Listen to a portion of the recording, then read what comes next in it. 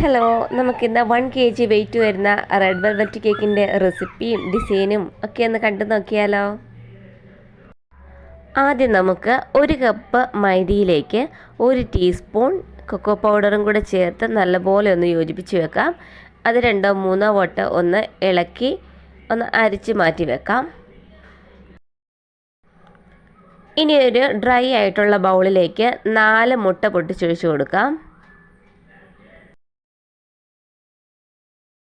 ഇതിലേക്ക് 1/4 ടീസ്പൂൺ ഉപ്പും 1 teaspoon vanilla എസൻസും കൂടെ ചേർത്ത് ഒന്ന് പതപ്പിച്ചെടുക്കാം.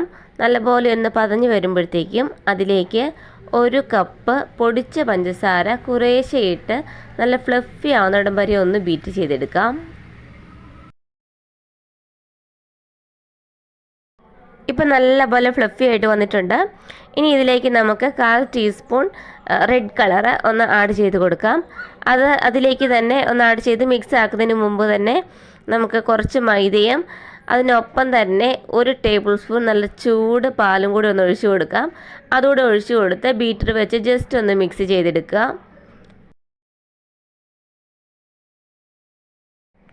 വീണ്ടും കുറച്ച് മൈദയും കൂടി ഇട്ട് കൊടുക്കാം. അതിനൊപ്പം തന്നെ 1 ടേബിൾ സ്പൂൺ ചൂടുപാലും കൂടി ചേർത്ത് കൊടുക്കാം. മൊത്തം 2 ടേബിൾ സ്പൂൺ മാത്രമാണ് നമ്മൾ ചേർത്ത് കൊടുക്കുന്ന ചൂടുപാൽ. അതൊന്ന് മിക്സ് ചെയ്തതിന് ശേഷം ബാക്കി വന്ന മൈദ മുഴുവൻ ഇട്ട് കൊടുക്കുന്നുണ്ട്. ആ സമയത്ത് നമുക്ക് പോരായ്മ ഉള്ള കളറ് കുറച്ചുകൂടെ ആഡ് ചെയ്ത് കൊടുക്കാം. ഞാനിവിടെ 1/4 ടീസ്പൂണും കൂടെ ആഡ് ചെയ്ത് കൊടുക്കുന്നുണ്ട്. മൊത്തം 1/2 ടീസ്പൂൺ റെഡ് കളറാണ് ആഡ് ചെയ്ത് കൊടുത്തിരിക്കുന്നത്. അത് ബാക്കി വന്ന മൈദയും കൂടി ഇട്ട് ഒന്ന് മിക്സ് ആക്കിയതിന് ശേഷം കട്ട് ആൻഡ് ഫോൾഡ് മെത്തേഡിൽ സ്പാച്ചില ഉപയോഗിച്ച് നമുക്ക് നല്ലപോലെ ഒന്ന് മിക്സ് ചെയ്തെടുക്കാം. ഇത് നല്ലപോലെ മിക്സ് ആക്കിയതിന് ശേഷം നമുക്ക് കേക്ക് ബേക്ക് ചെയ്യുന്ന ട്രേയിലേക്ക് മാറ്റാം. ഞാനിവിടെ 7 ഇഞ്ചിൻ്റെ കേക്ക് ടീനാണ് എടുത്തിരിക്കുന്നത്. 8 ഇഞ്ച് ആയാലും മതി. ഇപ്പോൾ റെഡ് വെൽവെറ്റ് ആകുമ്പോഴത്തേക്കും നമുക്ക് കുറച്ച് കട്ട് ചെയ്യണമല്ലോ. അപ്പോൾ 7 ഇഞ്ച് ആകുമ്പോൾ കുറച്ച് ഹൈറ്റിൽ കിട്ടും. അപ്പോൾ നമുക്ക് കുറച്ച് കട്ട് ചെയ്ത് മാറ്റാൻ എളുപ്പമാണ്. ഇനി ഇതിലേക്ക് ഒഴിച്ചു കൊടുത്ത് ഒന്ന് ഇളക്കി കൊടുക്കുക. ബബിൾസ് എന്തെങ്കിലും ഉണ്ടെങ്കിൽ മാറിപ്പോട്ടെ. ഒന്ന് ടാപ്പൂടെ ചെയ്ത് 10 മിനിറ്റ് പ്രീ ഹീറ്റ് ആയിട്ടുള്ള ഓവൻ സെറ്റപ്പിലേക്ക് ഒരു മീഡിയം ഫ്ലെയിമിൽ വെച്ച് 30 മിനിറ്റ് നമുക്ക് ബേക്ക് ചെയ്തെടുക്കാവുന്നതാണ്. ഇനി നമുക്ക് സിറപ്പ് തയ്യാറാക്കാം. അതിന് വേണ്ടിയിട്ട് 1 കപ്പ് വെള്ളത്തിലേക്ക് 2 ടേബിൾ സ്പൂൺ പഞ്ചസാര ഇട്ട് നല്ലപോലെ ഒന്ന് തിളപ്പിച്ചെടുക്കണം. 2 ടേബിൾ സ്പൂൺ മധുരം കുറവാണ്. നമ്മൾ ഇതിലേക്ക് 1 ടേബിൾ സ്പൂൺ മിൽക്ക് മെയ്ഡും 1 ടേബിൾ സ്പൂൺ വിപ്പിംഗ് ക്രീമും കൂടെ ചേർത്ത് നമ്മുടെ സിറപ്പ് കുറച്ചുകൂടെ മധുരമുള്ളതാക്കുന്നുണ്ട്. അതുകൊണ്ട് 2 ടേബിൾ സ്പൂൺ മാത്രം മതി നമുക്ക് പഞ്ചസാര. ഇത് നല്ലപോലെ ഒന്ന് തിളപ്പിച്ചതിന് ശേഷം നല്ലപോലെ ഒന്ന് ആറി വരട്ടെ. അതിനുശേഷം ഒന്ന് തണുപ്പിച്ചതിന് ശേഷം നമുക്ക് ബാക്കിയുള്ളതും കൂടെ മിക്സ് ചെയ്തെടുക്കാം. ഇനി നമുക്ക് ക്രീം ചീസ് തയ്യാറാക്കാനായിട്ട് 1 ലിറ്റർ പാലാണ് എടുത്തിരിക്കുന്നത്.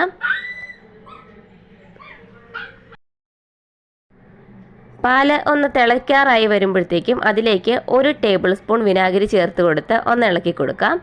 അങ്ങനെ ഇടവിട്ട് 4 ടേബിൾ സ്പൂൺ നമുക്ക് വിനാഗിരി ചേർത്ത് കൊടുക്കേണ്ടതുണ്ട്. 4 ടേബിൾ സ്പൂൺ വിനാഗിരി ഒഴിച്ചതിന് ശേഷം നല്ലപോലെ ഒന്ന് തിളച്ച് വരുമ്പോൾ അതിന് നല്ലൊരു മഞ്ഞ കളറായിട്ട് വരും അതിൻ്റെ ആ വെള്ളത്തിന്. ആ സമയം നമുക്ക് അതൊന്ന് ഓഫ് ചെയ്തതിന് ശേഷം ഒന്ന് അരിച്ച് മാറ്റി വെക്കാം.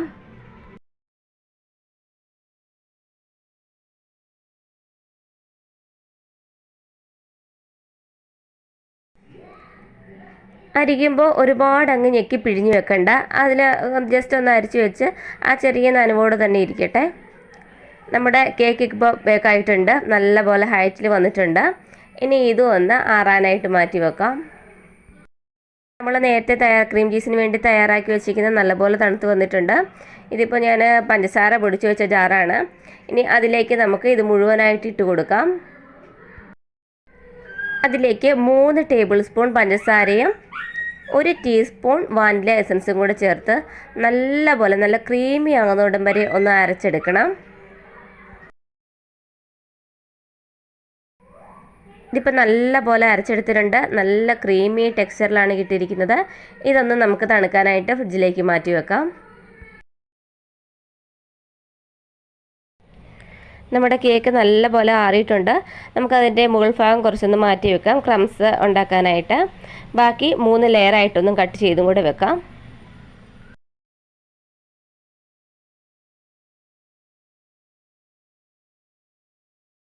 നമ്മുടെ സിറപ്പ് ഇപ്പോൾ നല്ലപോലെ തണുത്ത് വന്നിട്ടുണ്ട്. ഇനി ഇതിലേക്ക് 1 ടേബിൾ സ്പൂൺ വിപ്പിംഗ് ക്രീമും 1 ടേബിൾ സ്പൂൺ കണ്ടൻസ്ഡ് മിൽക്ക് കൂടെ ചേർത്ത് നല്ലപോലെ ഇളക്കി യോജിപ്പിക്കാം. നല്ല ടേസ്റ്റി ആയിട്ടുള്ള സിറപ്പാണ് കേട്ടോ ഇത്.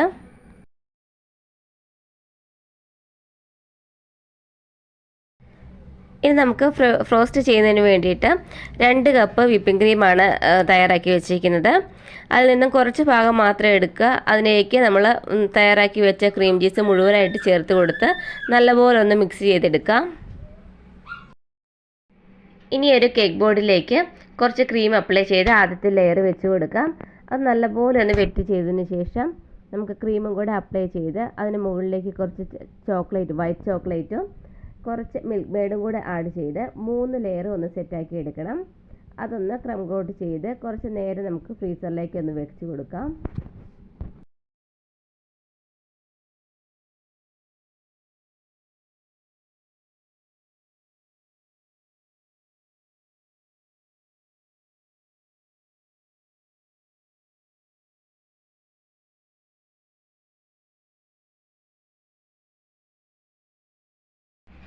ഇനി നമുക്ക് ക്രംസ് തയ്യാറാക്കാനായിട്ട് നമ്മൾ നേരത്തെ മാറ്റി വെച്ചിരിക്കുന്ന ആ ലെയർ ചെറുതായിട്ട് ഒന്ന് മുറിച്ചിട്ട് കൊടുത്ത് അതൊന്ന് ചൂടാക്കിയതിന് ശേഷം ആറി വരുമ്പോഴത്തേക്കും അത് നല്ലപോലെ ഒന്ന് പൊടിച്ചെടുക്കാം. ഇപ്പം നമ്മുടെ കേക്ക് ഫൈനൽ കോട്ടും കൂടെ ചെയ്തെടുക്കുന്നുണ്ട്. ഫൈനൽ കോട്ട് ചെയ്തതിന് ശേഷം നമുക്കതിനെ ഡിസൈൻ ചെയ്ത് കൊടുക്കാനായിട്ട് ഒരു ബട്ടർ പേപ്പറിൽ ഹാർട്ട് ഷേപ്പിൻ്റെ ഒരു പകുതി പോലെ ഒന്ന് മുറിച്ചെടുക്കുന്നുണ്ട്. ഇനി അത് കേക്കിൻ്റെ മുകളിലേക്ക് ഒരു സൈഡിലേക്കായിട്ട് വെച്ച് കൊടുക്കാം. ബാക്കി മുഴുവൻ നമ്മൾ നേരത്തെ തയ്യാറാക്കി വെച്ചിരിക്കുന്ന ക്രംസ് ഇട്ട് കൊടുത്ത് നല്ലപോലെ ഒന്ന് ഫിനിഷ് ചെയ്തെടുക്കണം. അതൊന്ന് ലെവൽ ചെയ്ത് പതിയെ ഒന്ന് അമർത്തി കൊടുത്താൽ അത് നല്ലപോലെ അങ്ങിരിക്കും. ഇനി നമുക്ക് ബട്ടർ പേപ്പർ ഒന്ന് റിമൂവ് ചെയ്യാം.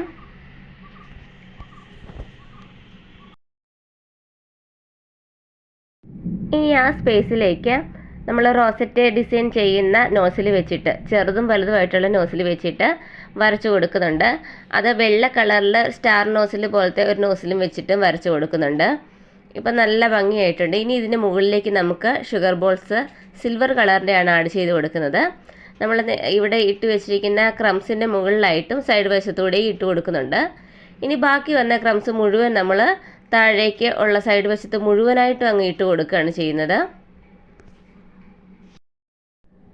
സൈഡിൽ നമ്മൾ ഇടുന്ന ക്രംസ് എല്ലാം ഒരു സ്പാച്ചില ഉപയോഗിച്ചിട്ട് പതിയെ ഒന്ന് ടച്ച് ചെയ്ത് കൊടുക്കണം. അപ്പോൾ അതങ്ങ് ഒരുപാടങ്ങ് വീണ് പോകാതിരുന്നോളും.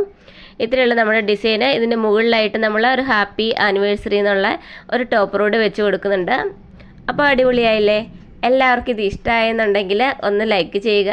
സബ്സ്ക്രൈബ് ചെയ്യാതെ കാണുന്നുണ്ടെങ്കിൽ അതുകൂടി ഒന്ന് ചെയ്ത് നമ്മളെ സപ്പോർട്ട് ചെയ്യാൻ മറക്കല്ലേ.